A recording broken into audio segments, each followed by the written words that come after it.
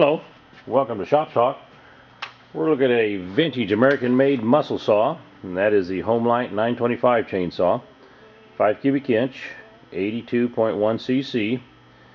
That weighs 17 pounds, power head only. And we'll take a close-up at some of the features this saw had back in the late 70s.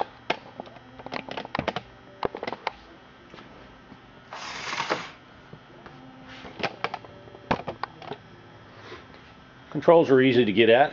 We had a kill switch on the left here, little toggle.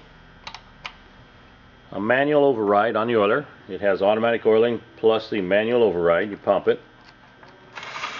It's got the throttle lock on this side here.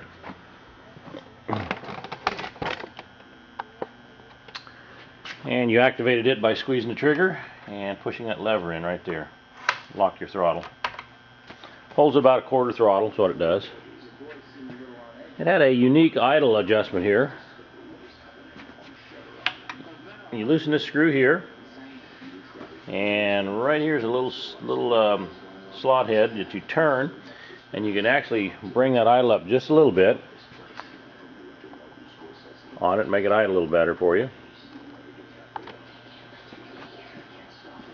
It's got the large falling spikes.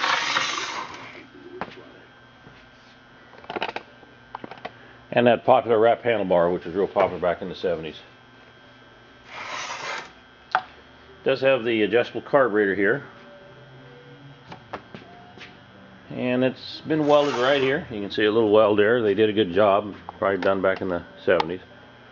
Right there's a little weld that they've welded up. Oil reservoir and gas reservoir right on top.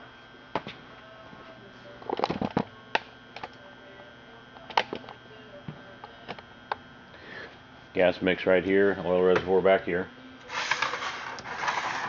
And to adjust the tension on the bar, loosen the 2 bar nuts